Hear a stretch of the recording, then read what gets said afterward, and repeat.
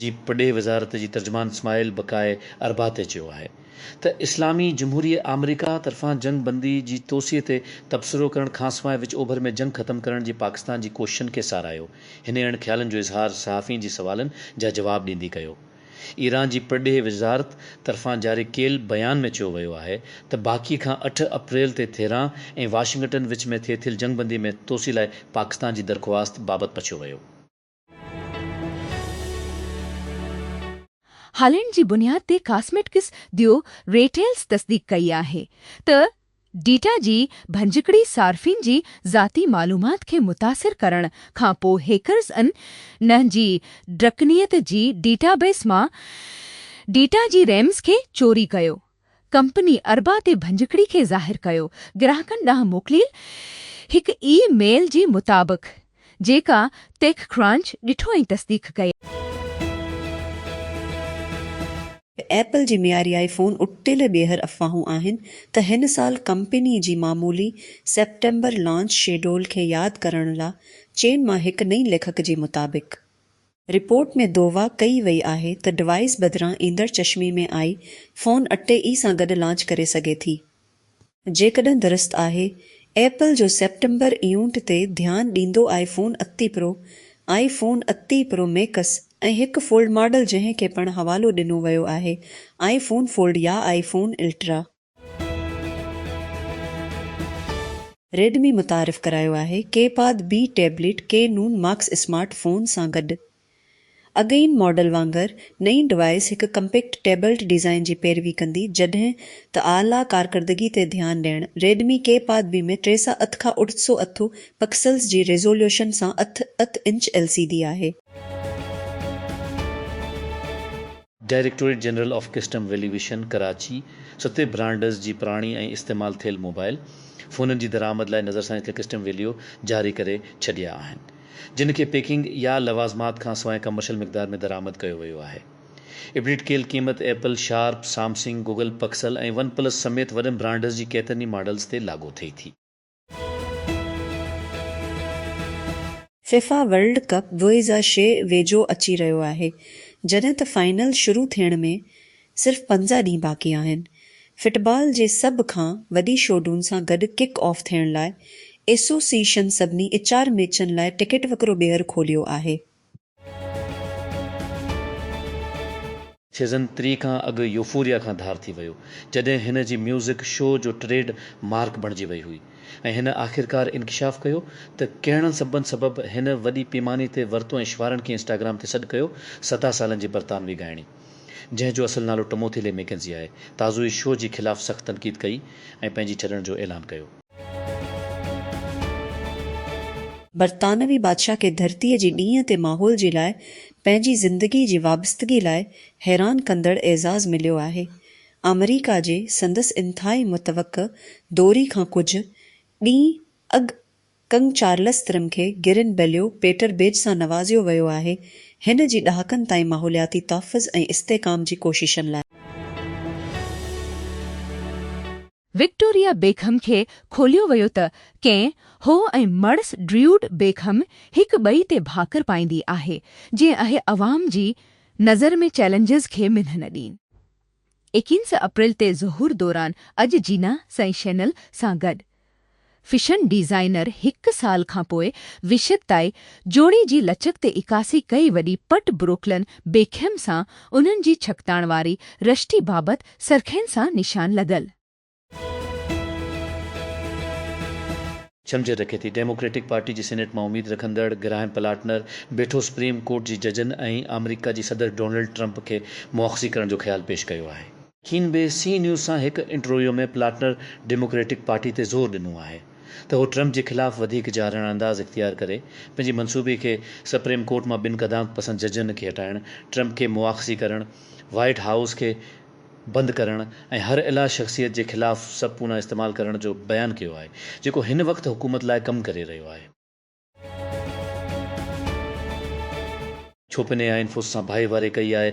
इन जी मसनूई ॼाण रखंदड़ औज़ार बशमूल कोडिंग असिस्टेंट कोडिक्स हिंदुस्तानी IIT दियो जी तोपाज़ AI प्लेटफॉर्म में इन्फोसिस चयो त इंज़माम पंहिंजे ग्राहकनि खे सॉफ्टवेयर डेवलपमेंट खे जदीद बणाइण, कम जी फ्लोस खे खुदकार करण ऐं पैमानी ते AI सिस्टम खे तरतीब ॾियण में मदद ॾियण लाइ इस्तेमालु कयो वेंदो। शुरूआती तौर ते सॉफ्टवेयर इंजीनियरिंग वर्सी जी जदीदियत ऐं देवप्स ते ध्यानु ॾियणु।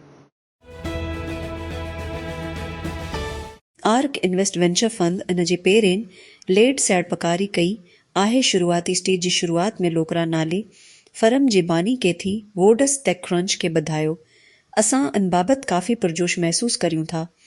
वोडस मथी ॾिनल तस्वीर ताज़ो इंट्रोयो में चयो त शुरूआती में सैड़पकारी जे हवाले सां सोवे northern gas pipelines limited PSX SNGP हिकु सरकारी वज़ाहत जारी कई आहे, जॾहिं लाहौर हाई कोर्ट हिकु ढिघी अरसी खां हलंदड़ कास्ट CEAE टैक्स केस में साज़गार फ़ैसिलो ॾिनो।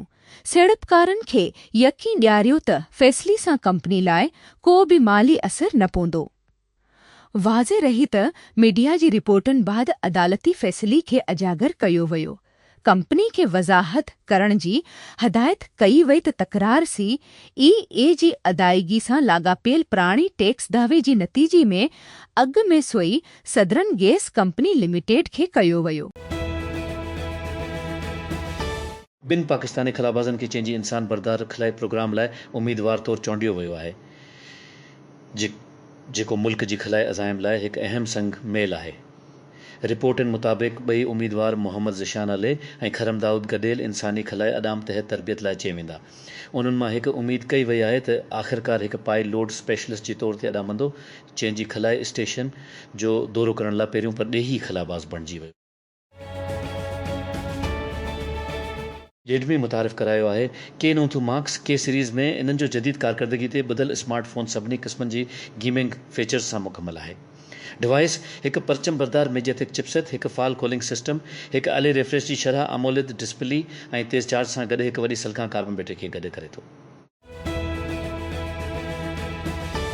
आन हाथवे जीनुवेया जी राणी मिया जी हैसियत सां ॿेहर पंहिंजो ताज पाइण लाइ तयारु आहे।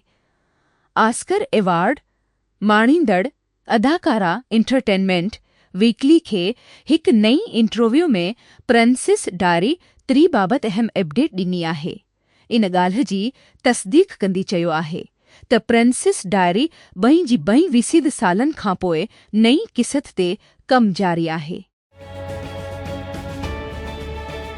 चीफ फाइटर पायलट खे हुकुम ॾिनो वियो आहे त हो 8 मिलियन वो पाण सामूने वोरो वोहिजनवे थी जी विच वारी हवाई टकरीअ ते नुक़सान जी सूरत में अदा करे, जेको हिन पाण खे अॾामण जूं तस्वीरूं ऐं वीडियोज़ हासिल करण जी कोशिश कई।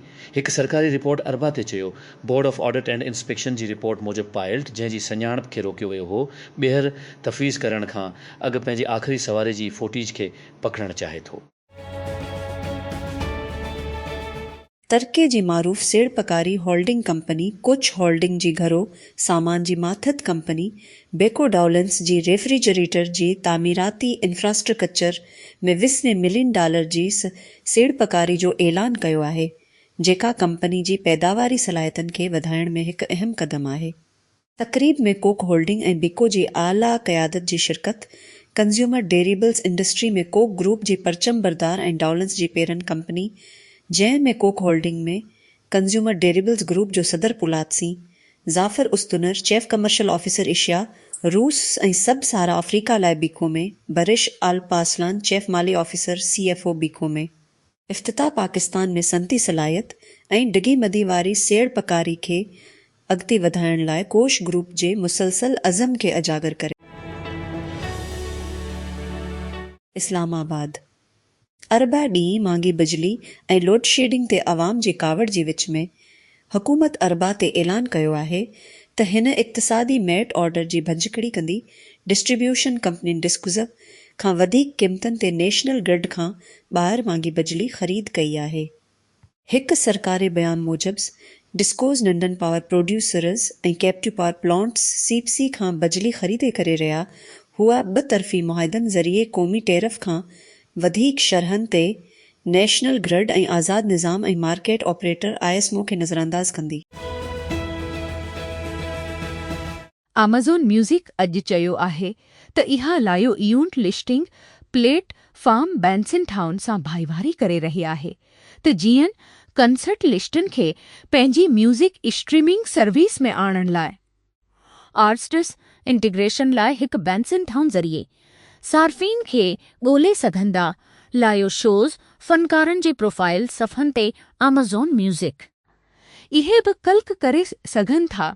टिकेट ख़रीद करियो बटणनि ते टिकटूं ख़रीद करण लाइ बेंसन टाउन फ़नकारनि खे यूनिट जी हमवक़्त साज़ी शुरू करण लाइ पहिरियों भेरो पंहिंजी अमेज़ॉन म्यूज़िक प्रोफ़ाइल खे बेंसन टाउन ते ॻंढण जी ज़रूरत पवंदी।